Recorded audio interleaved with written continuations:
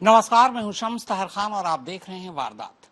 कत्ल बाबा सिद्दीकी का हुआ, धमकी सलमान खान को मिली और कत्ल के पीछे की साजिश रचने में लॉरेंस गैंग का नाम सामने आया।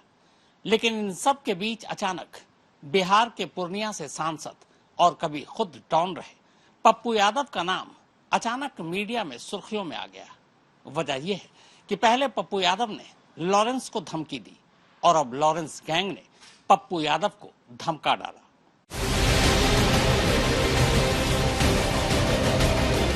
बात 13 अक्टूबर की है। बाबा सिद्दीकी के कत्ल को 24 घंटे हो चुके थे। अहमदाबाद की साबरमती जेल और मुंबई के बांद्रा से 1000 किलोमीटर से भी ज्यादा दूर बैठे पूर्णिया में 7 बार के निर्दलीय सांसद और कभी बाहुबली रहे पप्पू यादव हवा के रुख के साथ बैठे बैठे सोशल मीडिया पर एक पोस्ट डाल देते हैं। यह है वो पोस्ट।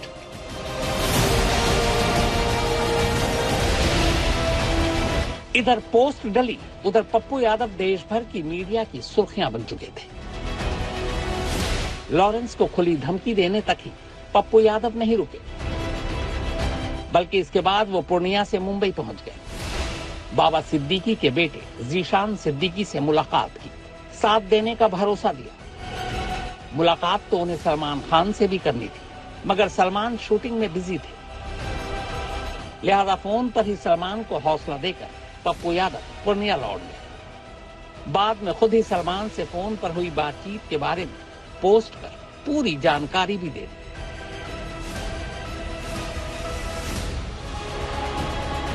सब कुछ ठीक था, लेकिन तभी 2 दिन पहले रविवार की देर रात पप्पू यादव के मोबाइल पर एक गुमनाम कॉल आती। फोन पर लंबी बातचीत होती। फोन रखने के बाद पहली बार पप्पू यादव को एहसास हुआ कि अभी अभी लॉरेंस गैंग फोन पर उन्हें धमकी दे चुका है।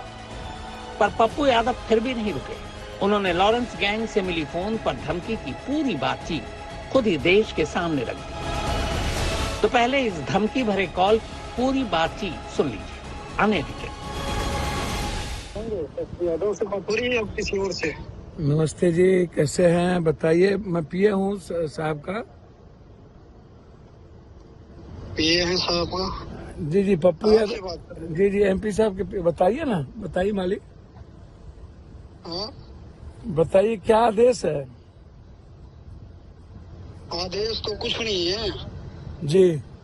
आदेश इतनी है कि गलत कमेंट या कहीं किसी के खिलाफ बोलना सोच समझ के बोलना चाहिए। भैया किसी के खिलाफ क्या कह रहे हैं? वो ट्वीट जब कोई घटना घटती है तो एज ए पॉलिटिकल ट्वीट होता है, तो पॉलिटिकल ट्वीट वो अपना करते हैं। उसमें कोई कीजिए ऊपर वाला देखिए, एक बात जानिए। पप्पू कर्म और कांड दोनों करते हैं जी। कर्म और कांड दोनों करते हैं भैया। कर्म करेंगे बाद में भाई साहब की वो डायलॉग तो सुना होगा। भैया एक बात करने में भी आसानी होगी। भैया एक बात समझिए, मैं आपको बता दूं, बहुत क्लियर हूं मैं इस मामले में कि पप्पू यादव जी देश के 7 बार एमपी रहे हैं और उससे मतलब हम पॉलिटिक्स से जुड़े हैं, नाम जाने हमारे रास्ते में आएगा। मेरी बात से उसके साथ जो आज हो रहा है वही होता जाएगा।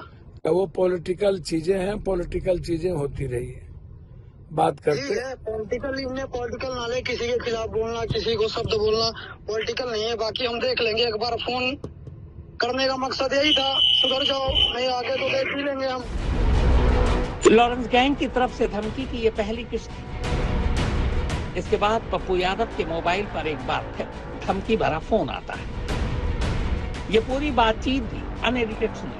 हाँ, बीच बीच में कुछ शब्द ऐसे हैं जिन्हें हम डीप कर देंगे। और सुन बात ध्यान से, भाई ने जैमर बंद करवा के जेल का कॉन्फ्रेंस तुझे कॉल करवाई थी कॉन्फ्रेंस पे, और तूने फोन ना उठाया। ठीक, ये था। एक तो तेरा हो गया निवास, और अब गिनती चालू कर दे। एक हाउस पार्क दोपल्ली, ठीक। दूसरा हाउसिंग सोसाइटी अनंतपुर।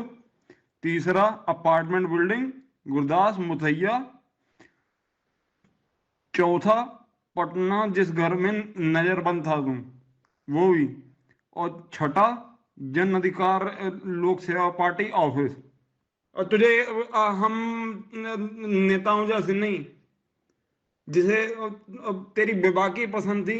एक बार कि तेरी वीडियो देखी थी मेरे बड़े भाई, जब तुमने कहा था कि जितनी तुम्हारी उम्र होगी उससे ज्यादा बार मैं यहाँ का सदस्य चुन के आ चुका हूँ, मुझे मत समझाइए। वो तेरे लाइन पसंद आ गई थी, इसलिए बड़ा भाई बना लिया। और क्या करा तूने? हैं? इज्जत ही ना रखी हमारी। हैं? विष्णु भाई ने फोन करवाया, जैमर बंद करवा के करवाया। जेल का जैमर बंद कराना बच्चों का खेल समझ रहे हैं? 10 मिनट के लिए जेल का जैमर बंद करवा दिए।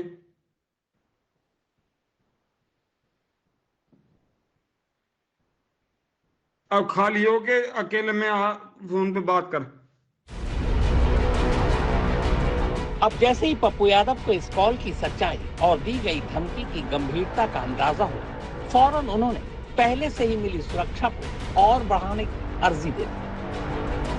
अभी मुझे मीडिया के थ्रू जानकारी मिली है कि इस तरह की बात है। इस पर हम लोग जांच करवा रहे हैं और वैसे उनको जो संकल्प के हिसाब से सुरक्षा मुहैया कराई गई है और वो वाई+ सिक्योरिटी में ऑलरेडी हैं, उसमें उनको जो रिक्वायर्ड सुरक्षा है वो दिलाई जा रही है। साथ ही में जो आसपास के क्षेत्रों में सूचना संकलन भी की जा रही है, इस तरह कोई मामला हो तो हम लोग दृढ़तापूर्वक इस पर कार्रवाई कर सके। बाकी इस पर जांच चलेगी।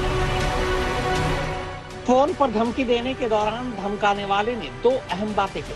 पहली ये कि पप्पू यादव को धमकाने के लिए जो फोन किया जा रहा है, उस कॉल को करने के लिए जेल के जैमर को 10 मिनट तक बंद कर दिया गया। जैमर बंद करने की कीमत 1 लाख रुपए प्रति मिनट है, यानी 10 मिनट के कॉल के लिए धमकी देने वाले ने 10 लाख रुपए खर्च किए।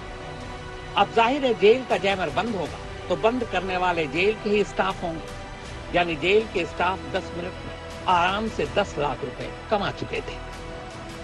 दूसरी अहम बात यह थी कि धमकाने वाले ने पप्पू यादव को एक मौका दिया है कि वो खुद साबरमती जेल में कॉल करे, और ये बात पूरे देश को पता है कि लॉरेंस साबरमती जेल में ही बंद है। अब देखना यह है कि क्या पप्पू यादव लॉरेंस को कॉल करेंगे, और उससे भी बड़ी बात यह कि अगर वो लॉरेंस को कॉल करेंगे तो क्या उस बातचीत को भी उसी तरह सार्वजनिक करेंगे।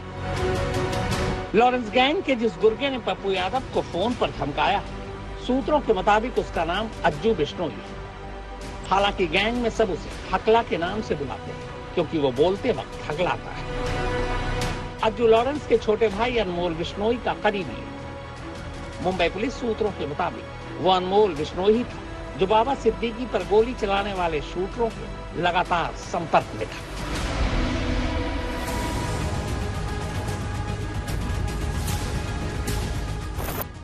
ये गुरमैल सिंह है और ये धर्मेंद्र कश्यप, यही दोनों वो शूटर हैं जिन्हें 11 अक्टूबर की रात बांद्रा में बाबा सिद्दीकी को गोली मारने के फौरन बाद गिरफ्तार किया गया था।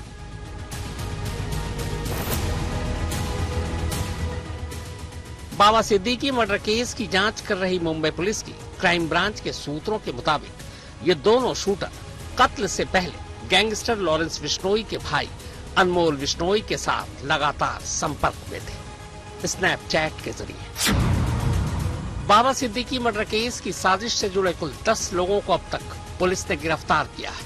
इनमें से क्राइम ब्रांच को साजिश में शामिल लोगों के पास से कुल 4 फोन भी मिले। इन फोन से भी इस बात की तस्दीक होती है कि शूटर बाबा सिद्दीकी के कत्ल से पहले अनमोल बिश्नोई के साथ स्नैपचैट के जरिए संपर्क में थे। क्राइम ब्रांच सूत्रों के मुताबिक जिन 3 शूटरों को यह काम अंजाम देना था, यानी गुरमैल सिंह, धर्मेंद्र कश्यप और शिव कुमार, ये तीनों ही अलग अलग वक्त में अनमोल बिश्नोई से स्नैपचैट पर बात कर रहे थे। हालांकि शिव कुमार की गिरफ्तारी अभी बाकी है। क्राइम ब्रांच सूत्रों की माने तो ये पहला ऐसा सबूत है जो ये साबित करता है कि बाबा सिद्दीकी मर्डर केस में शूटर सीधे लॉरेंस बिश्नोई के भाई अनमोल बिश्नोई के संपर्क में थे। हालांकि मुंबई पुलिस को ये बात चौंकाती नहीं है, क्योंकि इसी साल अप्रैल में सलमान खान के घर गैलेक्सी अपार्टमेंट पर जो शूट आउट हुआ था, उसमें भी अनमोल बिश्नोई वांटेड है। गिरफ्तार 10 लोगों से पूछताछ के बाद अब लगभग ये तस्वीर भी साफ हो गई है कि बाबा सिद्दीकी पर गोली चलाने वालों में मेन शूटर की भूमिका शिव कुमार ने निभाई थी, जो अब भी पुलिस की गिरफ्त से दूर है। क्राइम ब्रांच सूत्रों के मुताबिक गोली चलाने वाले 3 शूटरों के अलावा पुणे से गिरफ्तार प्रवीण लोनाकर भी अनमोल विश्नोई के साथ सीधे संपर्क में था। इधर इसी बीच नेशनल इन्वेस्टिगेशन एजेंसी यानी एनआईए ने लॉरेंस के भाई अनमोल विश्नोई के सर 10 लाख रुपए के इनाम का ऐलान कर दिया है। एनआईए ने यह कदम सलमान के घर गैलेक्सी पर गोली चलाने के मामले और अब बाबा सिद्दीकी मर्डर केस में शूटरों के साथ अनमोल विश्नोई के संपर्क में रहने के सबूत सामने आने के बाद उठाए। हालांकि अनमोल विश्नोई की एनआईए को पहले से ही तलाश है। सिद्धू मूसेवाला मर्डर केस के बाद से ही वो फरार हो गया था। शुरू में उसे कीनिया में देखे जाने की खबर आई थी। पंजाबी सिंगर औजला और शेरीमान के इस कार्यक्रम में अनमोल विश्नोई की स्टेज पर सेल्फी लेती हुई तस्वीरें सोशल मीडिया पर सामने आई थी। हालांकि अनमोल विश्नोई के सोशल मीडिया पर डाले गए कई पोस्ट, खासकर फेसबुक पर जो डाले गए थे, जब उसके आईपी एड्रेस की पड़ताल हुई तो पता चला कि आईपी एड्रेस पुर्तगाल का है। फिलहाल अनमोल विश्नोई के बारे में यही खबर है कि वो अमेरिका में ही छुप कर रह रहा है और अक्सर कनाडा आता जाता रहता है। एनआईए के मुताबिक सिद्धू मूसेवाला के मर्डर के बाद पुलिस से बचने के लिए लॉरेंस ने अपने भाई अनमोल विश्नोई को फर्जी पासपोर्ट के जरिए नेपाल के रास्ते दुबई, फिर दुबई से कीनिया और वहां से अमेरिका भेज दिया। सिद्धू मूसेवाला और सलमान के घर गैलेक्सी पर शूटआउट समेत अनमोल विश्नोई पर कुल 11 मुकदमे दर्ज हैं। देश से भागने से पहले अनमोल विश्नोई एक मर्डर केस में राजस्थान की जोधपुर जेल में बंद था। 7 अक्टूबर 2021 को उस केस में जमानत मिलने के बाद वो बाहर आया और उसके बाद फिर कभी कानून के हाथ नहीं लगा। एनआईए ने इसी साल जनवरी में देश के अलग अलग 32 ठिकानों पर मारे गए रेड में बरामद सबूतों के मिलने के बाद ही अनमोल विश्नोई पर 10 लाख रुपए के इनाम का ऐलान किया। दरअसल एनआईए ने पंजाब, हरियाणा, राजस्थान, उत्तर प्रदेश, दिल्ली और चंडीगढ़ के अलग अलग ठिकानों पर रेड मारकर वहां से बड़ी मात्रा में हथियार, कैश और कुछ डिजिटल सबूत बरामद किए थे। इन सबूतों से प्रतिबंधित बब्बर खालसा इंटरनेशनल और लॉरेंस गैंग सिंडिकेट के कनेक्शन की भी जानकारी मिली थी। इन्हीं सबूतों में अनमोल विश्नोई के खिलाफ भी तमाम अहम सबूत मिले थे।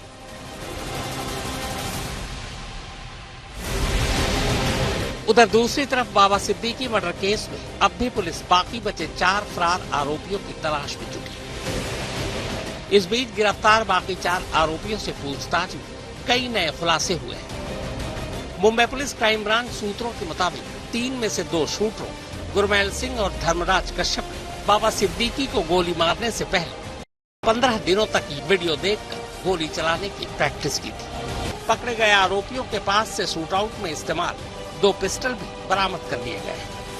पूछताछ के दौरान ये भी खुलासा हुआ है कि शूटरों ने 12 अक्टूबर को बाबा सिद्दीकी को गोली मारने से पहले कम से कम 10 बार और भी ऐसी ही कोशिश की थी। इस दौरान वो कई ऐसी जगह पर पहुंचे जहां बाबा सिद्दीकी मौजूद थे, लेकिन उन्हें गोली चलाने का मौका मिला ही नहीं। वजह ये थी कि कभी बाबा सिद्दीकी अपने समर्थकों से घिरे थे, कभी उनके आसपास सुरक्षा घेरा मजबूत था, तो कभी शूटरों को वारदात के लिए खुली जगह मिली ही नहीं।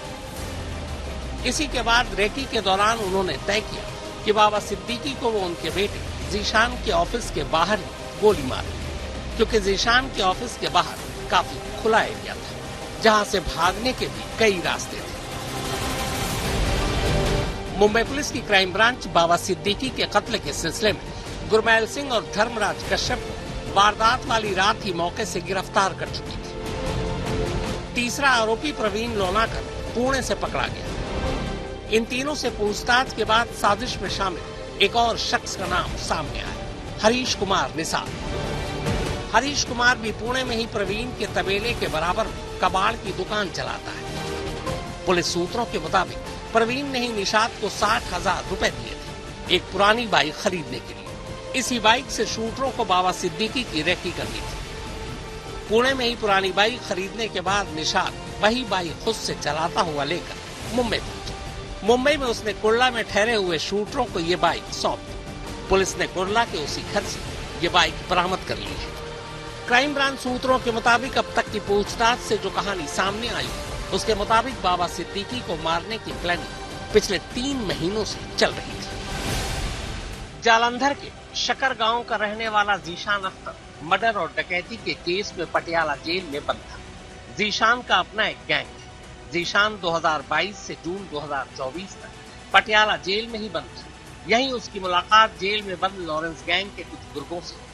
उसके अलावा जेल में रहने के दौरान ही जीशान की मुलाकात गुरमैल सिंह से भी, जो अपने बड़े भाई के कत्ल के इल्जाम में सजा काट रहा था। इसी साल 7 जून को जीशान जमानत पर जेल से बाहर आ गया। इसी दौरान गुरमैल सिंह भी जमानत पर जेल से बाहर आ चुका था।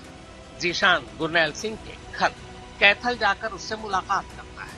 इसके बाद वो मुंबई निकल जाता है।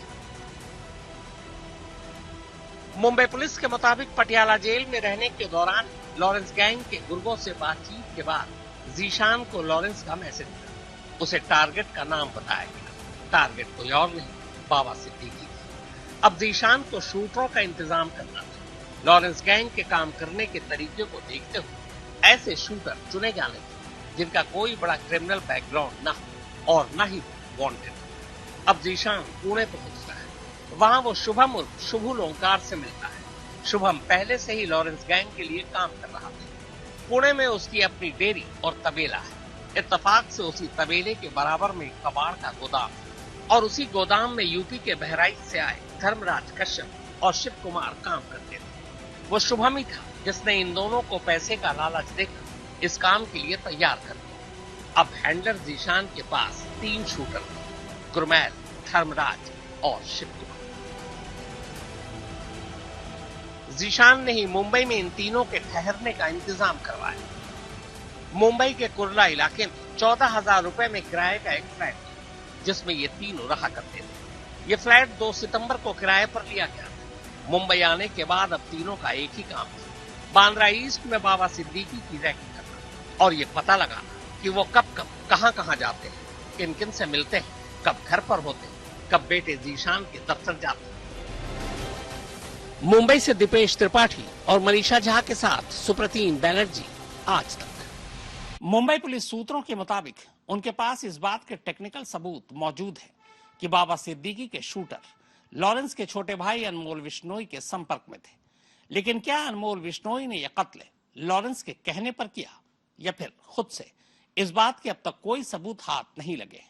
और जब तक लॉरेंस और उसके भाई अनमोल के बीच का कोई संपर्क या कनेक्शन पुलिस के हाथ नहीं लग जाता, इस केस को अंजाम तक पहुंचाना मुंबई पुलिस के लिए एक चुनौती हो। मानना है कि एक संभावना यह भी है कि पोस्ट डालने के बाद लॉरेंस गैंग ने ही पोस्ट को डिलीट करवा दिया, जो कि इस पोस्ट में जिस तरह जिम्मेदारी ली गई उससे लॉरेंस के खिलाफ एक और मुकदमा दर्ज होना तय था। पर पोस्ट के अलावा बाबा सिद्दीकी का कत्ल लॉरेंस क्यों करेगा, इसका जवाब अब तक मुंबई पुलिस ढूंढ नहीं पाई। हालांकि मुंबई पुलिस के क्राइम ब्रांच के सूत्रों के मुताबिक शूटरों से पूछताछ, बरामद मोबाइल और कुछ टेक्निकल एविडेंस के साथ ये तो साबित होता है कि बाबा सिद्दीकी के कत्ल से पहले स्नैपचैट के जरिए शूटर लॉरेंस के भाई अनमोल विश्नोई के संपर्क में थे। लेकिन इसके बावजूद बाबा सिद्दीकी मर्डर केस में साबरमती जेल में बंद लॉरेंस विश्नोई के खिलाफ अब तक कोई सीधा सबूत हाथ नहीं लगा है या कोई ऐसा सुराग भी नहीं मिला है जो ये साबित कर सके कि बाबा सिद्दीकी मर्डर की साजिश से पहले या बाद में अनमोल विश्नोई और लॉरेंस विश्नोई के बीच किसी तरह का कोई संपर्क हुआ था। मुंबई से दीपेश त्रिपाठी और मनीषा झा के साथ सुप्रतीन बैनर्जी, आज तक। तो वारदात में फिलहाल इतना ही, मगर देश और दुनिया की बाकी खबरों के लिए आप देखते रहिए आज तक।